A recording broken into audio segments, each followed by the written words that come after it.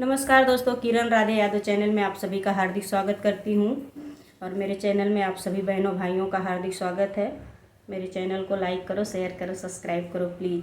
मैं एक छोटा विवाह गीत गाने जा रही हूँ, कैसा लगेगा कमेंट करके बताइएगा। आप लोग के कमेंट का बहुत इंतज़ार रहता है हमें। बनवा में रोवेले बन की कोयलिया हो, बन के कोयलिया अरे जलवा में जल कई माँ छरी रे लालनावा अरे जलवा में जल कई माँ छरी रे लालनावा। बनवा में रोवेले बन के कोयलिया हो, बन के कोयलिया अरे जलवा में जल कई मछरी रे लालनावा। बेटी लेके रोवेले बेटी के पापा अरे बेटी का पापा अरे कैसे का करब कन्या दानु रे लालनावा।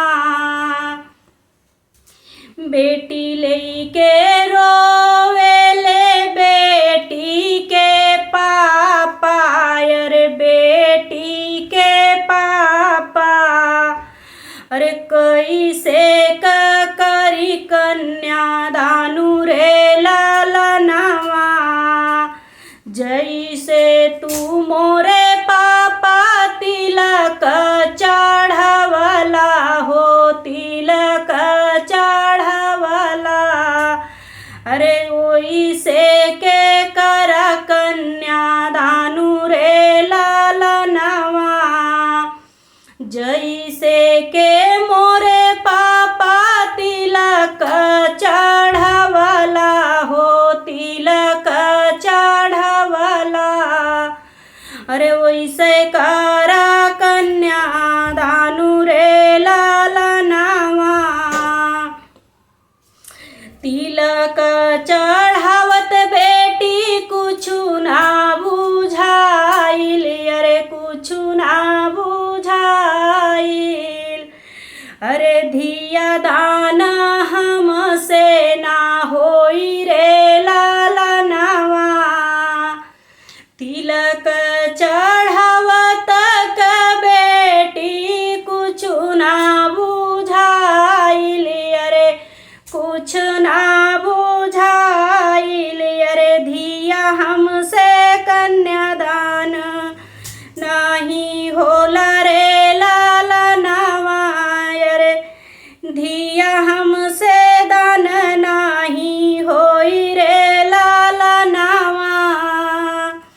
चाहे पापा रोवाऊ चाहे पापा झंखाऊ, चाहे पापा रोवा अरे चाहे पापा झंखाय अरे यह हावे रीतिया रिवाज रे लालनावा अरे यह हावे रीतिया रिवाज रे लालनावा अरे यह हावे विधि के विधानु रे लालनावा अरे यह हावे विधि के विधानु रे लालनावा।